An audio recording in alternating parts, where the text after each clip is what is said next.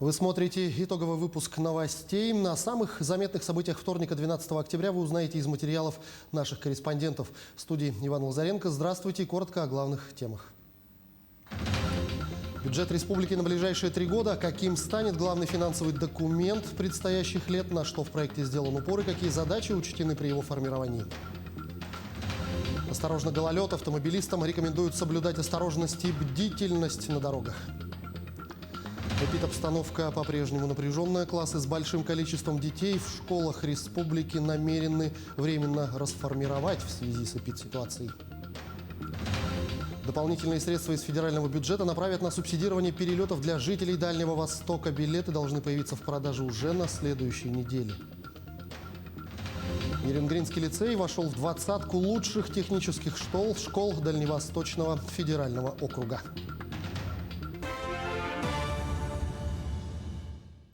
Дополнительные средства выделят из федерального бюджета на программу льготных билетов для жителей Дальнего Востока. Об этом заявил премьер-министр страны Михаил Мишустин. На эти цели правительство направит авиакомпаниям около 500 миллиардов рублей, благодаря чему станут доступными полеты в Москву из Читы и Якутска, помимо ранее организованных 12 направлений. Также впервые начнут субсидировать полеты в Санкт-Петербург сразу из 7 городов, включая Хабаровск, Владивосток и Петропавловск-Камчатский. Глава Кабмина поручил Минтрансу поторопиться с завершением всех необходимых процедур для скорейшей реализации проекта. Покупать льготные билеты жители Дальнего Востока смогут не позднее начала следующей недели.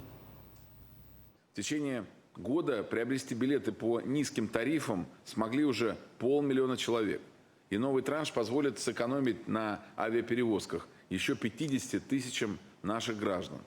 Важно, чтобы билеты со скидками поступили в продажу уже в ближайшее время. Прошу Министерство транспорта поторопиться с завершением всех необходимых процедур и заключением соглашений с авиаперевозчиками. Вся организационная работа должна быть выполнена как можно скорее, чтобы не позднее начала следующей недели люди уже могли приобретать такие авиабилеты. Проект бюджета Якутии на 2022 год и на 2 последующие года прошел публичные слушания. В формате ВКС участники совещания обсудили, каким станет главный финансовый документ предстоящих лет, на что в проекте сделан упор и какие задачи учтены при его формировании. Подробнее в сюжете Ульяны Шагиной.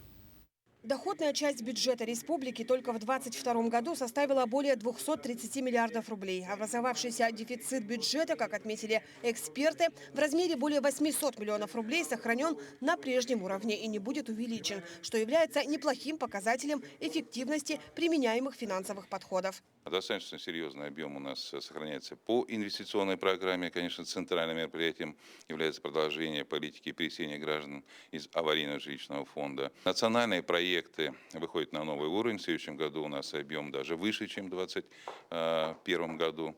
2022 год по национальным проектам составит примерно 33 миллиарда рублей. Также продолжится ремонт и строительство автомобильных дорог. Дорожный фонд у нас будет пополняться.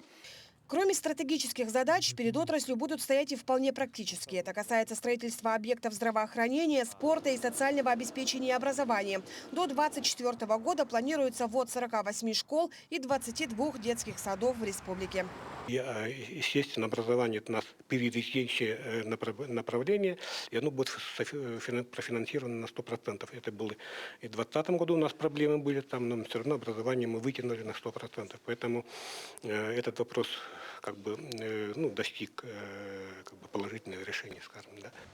В ходе публичных слушаний спикер парламента Алексей Еремеев обратил внимание на низкий уровень заработной платы части работников бюджетной сферы. Напомним, несмотря на то, что в 2021 году заработная плата бюджетников была повышена на 3%, этого недостаточно, учитывая как инфляцию, так и повышение цен в регионе. Вопрос касается 37 тысяч жителей Якутии. Мы провели мониторинг, и получилось так, что даже очень многие высококвалифицированные специалисты получают ниже МРОТ и до них дотягивается. Мы очень надеемся, что все-таки в бюджете на следующий год этот вопрос будет, мы хотим, чтобы не менее 6%. Только тогда мы обеспечим как раз дифференциацию оплаты труда. Предстоящую трехлетку республика также будет финансировать мероприятия по борьбе с пандемией коронавируса. В этой части большое внимание будет уделено программе здравоохранения региона, лекарственному обеспечению, санавиации, а также увеличению бюджета территориального фонда соцстраха. Сейчас готовится постановление правительства Российской Федерации о внесении изменений методики расчета субвенции. Будет поправки внесены и будут выделяться дополнительное финансирование, именно бюджет территориального фонда обязательного медицинского страхования. Это очень большое достижение. Вот эти суммы, они пойдут как раз на те проблемы, на покрытие расходов по содержанию именно медицинских организаций, учреждений.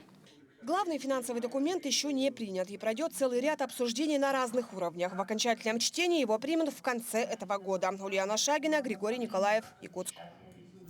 Дорожники ввели в эксплуатацию после ремонта более 41 километра автодорог в Таттинском и Тампонском районах в рамках нацпроекта «Безопасные и качественные автодороги». Всего же до конца дорожно-строительного сезона в этих районах приведут в норматив свыше 66 километров дорог. В целом, по итогам этого года в Таттинском районе сдадут 32 километра автодорог, в Тампонском свыше 34. Отмечается, что в этом году ремонтные работы запланированы на 23 объектах. В общем, по окончании дорожного сезона будет сдано свыше 221 километра автодорог республиканского и межмуниципального значения. Первый большой снег, выпавший сегодня ночью, преподнес немало хлопот для жителей столицы, особенно для коммунальных служб. Какие работы сегодня велись в течение дня и благодаря кому не наблюдались перебои в функционировании города, в материале Дмитрия Тымырова. Уже с раннего утра дорожные службы, а именно работники Якутдорстроя, вышли очищать улицы и площади столицы от выпавшего снега. Всего было задействовано 12 единиц спецтехники и более 30 работников. Ну вот мы с утра и начали работать. А до скольки, не знаю за сколько, как закончим, да и все. Что еще? И вон погрузка идет сразу же, грузится вот это все куча, все. А задание у вас сегодня убрать только площадь Ленина или есть другие объекты? Площадь Орджоникидзе еще есть. То есть после площади Ленина двинете в ту сторону? Да. Между тем, также на усиленный режим сегодня перешли инспектора ГИБДД. Они в течение дня патрулировали на главных улицах Якутска и контролировали дорожное движение. Особое внимание было уделено дорогам, которые расположены в центре столицы, а также рядом с объектами образования. Напомним, с этой недели учащиеся начальных классов перешли на очное обучение. Поэтому всем участникам дорожного движения необходимо быть предельно внимательными, чтобы не допустить возникновения дорожно-транспортных происшествий. На территории города Якутска и его пригородов зарегистрировано 289 дорожно-транспортных происшествий. Из них 12 человек погибло и 354 получили ранения. В целом за сутки у нас, это у нас за 9 месяцев статистика, в целом за сутки у нас зарегистрировано по городу 6 ДТП. Это из них столкновений 5 и 1 наезд на пешехода. В результате он получил травму. Между тем, управление дорог Вилюй просит автомобилистов воздержаться от дальних поездок. Сейчас из-за обильного снегопада в ряде районов Якутии ухудшилась дорожная обстановка. Дорожные полицейские просят соблюдать все меры безопасности. Водителям, конечно же, хотел порекомендовать, если выехали на дорогу, где сложные условия, как мы видим, связаны с гололедом, зимней скользкостью, главное не волноваться. И соблюдать два основных правила. Это, во-первых, соблюдение дистанции до впереди идущего транспортного средства, а также соблюдение скоростного режима. Неблагоприятные погодные условия сегодня наблюдаются в Хангаласском, Горном, Ленском, Алекминском, Сунтарском, Мирнинском районах. Здесь местами ожидается порывистый ветер 15 метров в секунду. А завтра, 13 октября, на северо-востоке возможен сильный снегопад. Ночью температура воздуха может опуститься до минус 9, минус 15 градусов. Дмитрий Тымыров, Семен Семенов, Якутск. Тем временем столичная мэрия после ночного снегопада начала противогололедную обработку. Утром на улице города выехали 12 пескоразбрасывающих машин. Посыпали перекрестки, кольцевые развязки, карманы автобусных остановок. Также дорожные рабочие очищали от снега площади и тротуары. Контроль за санитарным состоянием общественного транспорта усилят в столице республики. Соответствующее поручение дал мэр Якутска Евгений Григорьев. С приближением зимы все больше водителей ставят личные автомобили на прикол, поэтому нагрузка на общественный транспорт будет возрастать, приводятся его слова. В связи с этим глава города поручил административной комиссии усилить работу по контролю санитарного состояния общественного транспорта, проведению дезинфекции и соблюдению масочного режима в автобусах. По информации «Союзавто», вакцину от COVID-19 на сегодняшний день получили 172 водителя из числа частных перевозчиков. Прокуратура республики поддержала государственное обвинение по уголовному делу в отношении 3 жителей республики. В сентябре 2019 года в городе Ленске они пришли в гости к потерпевшему. Двое совершили убийство путем удушения, в то время как третий несовершеннолетний стоял на улице и обеспечивал наблюдение. После совершенного убийства был совершен поджог дома, в котором находился труп потерпевшего. Завладев таким образом ключами от магазина, которым владел убитый, подсудимые совершили кражу из него денежных средств в размере около 700 тысяч рублей, а также нескольких сотовых телефонов. Верховным судом республики виновные приговорены к разным срокам лишения свободы. По результатам рассмотрения уголовного дела Верховный суд республики в соответствии с вердиктом коллегии присяжных заседателей, с учетом мнения государственного обвинителя, приговорил гражданина Б к 12 годам 6 месяцам лишения свободы с отбыванием наказания в колонии строгого режима. Несовершеннолетний Н осужден к 8 годам 6 месяцам лишения свободы в колонии общего режима. Несовершеннолетний Д к 5 годам лишения свободы с отбыванием наказания в колонии общего режима. Также судом удовлетворен гражданский иск о возмещении потерпевшей стороне материального ущерба и морального вреда. Приговор суда в законную силу не вступил и может быть обжалован сторонами. Перейдем к эпидпостановке. На 12 октября выявлено 245 новых случаев коронавирусной инфекции. В том числе город Якутск 126 случаев, Алданский и Вилюйский районы по 10, по 9 заболевших в Мегино-Кангаласском и Намском районах. Мирнинский и Усть-Алданский районы, там по 8 случаев, Татинский и Хангаласский районы по 7 случаев, Сунтарский и Чурапчинский районы по 5 случаев. Еще в 15 районах республики от 1 до 4 заболевших COVID-19. Глава Якутии Айсен Николаев сегодня провел совещание оперативного штаба по недопущению завоза и распространения новой коронавирусной инфекции. Илдархан отметил, что ситуация продолжает оставаться сложной, сохраняется очень высокий уровень заболеваемости. В реанимациях находится 164 пациента, из них 43 на аппаратах ИВЛ. Главная задача – не допускать дальнейшего роста заболевших, сказал Илдархан. Айсен Николаев особо подчеркнул необходимость усилить вакцинирование по ряду районов и городу Якутску, где наблюдается низкий уровень вакцинации. Помимо этого, быстрое распространение вируса может остановить дезинфекция общественных пространств, масочный режим, социальное дистанцирование. Оперативному штабу поручено рассмотреть возможность перехода на систему QR-кодов. Вместе с тем, Айсен Николаев обратил внимание на то, что введение локдауна на сегодня нецелесообразно. Классы с большим количеством детей в школах республики намерены временно расформировать в связи с эпидситуацией. Об этом сообщила заместитель руководителя регионального оперштаба Ольга Балабкина.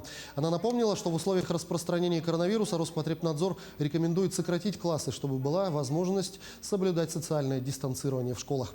В пресс-службе регионального Миноборнауки сообщили, что сейчас ведется совместная работа с оперштабом для того, чтобы не допустить скопления детей в школах, где и так имеется дефицит мест.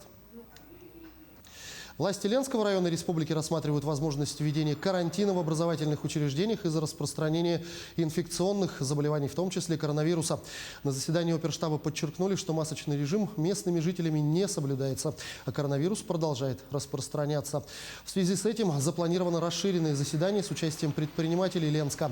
Так ограничат обслуживание покупателей без защитных средств, а сотрудники полиции и администрации увеличат количество рейдов. Кардиологический диспансер в Якутске введут уже в конце года. Все вопросы рассматриваются и решаются в диалоге с подрядчиком. Об этом сообщила вице-премьер Ольга Балабкина. Напомним, вопрос строительства кардиоцентра поднят главой Якутии Айсеном Николаевым в 2018 году. Из того же года при федеральной поддержке идут интенсивные работы по возведению объекта. Одно из самых больших медицинских учреждений в республике начнет принимать первых пациентов в начале следующего года. В учреждении разместят кардиологию, кардиологию, нейрососудистое отделение, отделение неврологии и хронической сердечной недостаточности. Здание рассчитано на 150 общих и 25 реанимационных коек. На результат проведенного капремонта жалуются жители дома по улице Солдатов, 10. В Мернинской многоэтажке в августе подрядчик поменял сети водоснабжения. В итоге из крана вместо прозрачной воды течет ржавая. Нас отсылают друг к другу. ПТВС не знает, в чем проблема, у них хорошая вода. МПЖХ говорят, это не мы, это подрядчики. Подрядчики не в курсе. Вот с 3 сентября, как начали запуск после капремонта, у нас до сих пор, мы сначала думали, что все прольется, все уйдет, но проблема сохраняется. То есть, когда когда стоит вода, люди не пользуются сливом, то вот она течет такая прям черная. Это сейчас уже более-менее слитая вода, так как люди были на обеде. И к другим темам. Обучение контролеров всероссийской переписи населения проходит на территории республики с 4 октября. Для контролеров муниципальных районов его проводят в режиме онлайн. Для Якутска и Житая в очном формате. По плану с 15 по 17 октября 257 подготовленных контролеров проведут обучение 1599 переписчиков по всей республике. Контролер – это лицо, осуществляющее переподписную проверку адресов, подлежащих последующему обходу переписчиками. Текущий контроль, проверку результатов, приемку работы переписчиков, можно сказать, их руководитель, говорится в сообщении. Также в его функции будет входить организация работы переписных участков в МФЦ, проведение информационно-разъяснительной работы среди населения по вопросам переписи, взаимодействие с участковыми ОВД по обеспечению безопасности переписного персонала. Более 60% якутян имеют учетные записи на портале госуслуг и могут пройти предстоящую перепись населения онлайн. Об этом сегодня сообщили на пресс-конференции, посвященной всероссийской переписи населения. Возможность быстро, легко и, главное, безопасно переписать себя и своих близких на портале госуслуг – это главная новация переписи. Достаточно иметь стандартную или подтвержденную учетную запись и устройство с выходом в интернет. Среднее время заполнения переписного листа – 23 минуты. При обходе жилых помещений переписчиками достаточно предъявить QR-код, чтобы подтвердить свое участие в переписи. Как показывают итоги выборочного наблюдения использования населением информационных технологий, информационно-телекоммуникационных сетей, с каждым годом у нас растет доля людей, которые имеют доступ к интернету. И призываю всех людей, обращаясь к населению, при проведении предстоящей переписи, которая у нас стартует 15 октября, принять участие в переписи через портал госуслуг. Почти 30 тысяч российских школ оснастят современным цифровым оборудованием к концу 2024 года в рамках нацпроекта образования. К началу учебного года уже более 8 тысяч школ полностью укомплектованы современным цифровым оборудованием. Также к федеральной платформе цифровой образовательной среды подключат более 600 тысяч педагогов. Это позволит не только разнообразить учебный материал, но и создать все необходимые условия для получения качественного образования. К примеру, чтобы пропустившие занятия по болезни ученики не отставали от своих одноклассников. Тем временем правительство России направит дополнительные средства на строительство школы в селе Саилык Кобяйского района в рамках нацпроекта образования, инициированного президентом страны Владимиром Путиным. Школу на 275 мест планируют ввести в декабре 2022 года. Отмечается, что дополнительное финансирование удалось предусмотреть благодаря перераспределению невостребованных бюджетных ресурсов. Это позволит быстрее завершить строительство важного социального объекта и повысит доступность школьного образования в Кобяйском районе. Рейтинговое агентство «РАЭКС» «Аналитика» опубликовало списки лучших школ по каждому федеральному округу и каждому региону России за этот год. Информационно-технологический лицей номер 24 города Нерюнгри вошел в топ-20 лучших технических школ Дальневосточного федерального округа и в топ-5 лучших школ республики, готовящих абитуриентов для лучших вузов технического профиля. О заслуженном признании лицея подробнее в сюжете наших коллег. Сегодня в лицее учатся 1237 учеников. Углубленно преподаются предметы физика, математика, информатика. Большое внимание уделяется научно-исследовательской деятельности учеников со 2 по 11 класс. Эта работа входит во все разделы образовательного процесса. Занимаюсь самыми различными проектами. Еще с 6 класса я начал активно этим заниматься. Сейчас я хочу показать наш общий проект. Это диспенсер с распознаванием температуры и выдаванием антибактериального средства, а также небольшим экранчиком для демонстрации температуры. Сейчас мы продолжаем улучшать его и сделали деревянный корпус. На данный момент мы работаем над установкой гидропонной. Это растения, которые выращиваются на воде, не на земле. Плюс это гидропонные установки, что их можно выращивать растения также и зимой, с таким же урожаем и с таким же качеством. Лицей является экспериментальной площадкой Линтех, резидентом Сколково по учебной робототехнике, а также инновационной площадкой российского проекта образования по предмету технология. И здесь вот что важно отметить, что мы активно принимаем участие в грантовой поддержке. И вот на деньги грантовой вот этой поддержки, да, на эти финансы, мы приобретаем и компьютерное оборудование, и станки с ЧПУ, в том числе лазерные станки, значит, комплекты для робототехники. Без школьной экономики экспериментальная и исследовательская деятельность была бы невозможна. В рамках оказания платных образовательных услуг «Автокласс» школы иностранных языков «Раннее развитие детей» лицей имеет возможность приобретать дополнительное оборудование, расходные материалы, приборы для исследовательской деятельности. А нерюнгринцы взамен получают высокие знания, необходимые им. Путем такого взаимовыгодного обмена лицей продолжает покорять новые вершины. Екатерина Павлова, Вадим Парашков, Нерюнгри. Реконструкция здания креативного кластера «Квартал труда» началась в Якутске. В рамках проекта планируется реконструкция комплекса зданий на базе неиспользуемого пятиэтажного производственного здания мясокомбината и двухэтажного здания фабрики. Согласно проектной документации кластера, в функциональных зонах здания будут размещены зоны офисов, лекторий, экспомаркет, ивент-зоны, зоны песочницы и спорта, медиалаборатории, событийные площадки, специализированные студии, кафе, ресторан, вспомогательные помещения и технические помещения. Напомним, что решение на создание первого на Дальнем Востоке креативного кластера «Квартал труда» глава Якутии Айсен Николаев озвучил в ходе ежегодного послания Государственному собранию ЛТУМЭН в прошлом году. Ключевыми направлениями деятельности резидентов креативного кластера станут анимация, кино, компьютерная графика, фото- и видеопродакшн, блогинг, маркетинг и брендинг, а также искусство и образование. Якутский косплеер Аял Федоров с друзьями построил копию истребителя X-Wing из вселенной «Звездных войн» в натуральную величину. Ранее умелец прославился созданием макета корабля из сериала «Мандалорец». Все подробности в репортаже Артема Сторонова.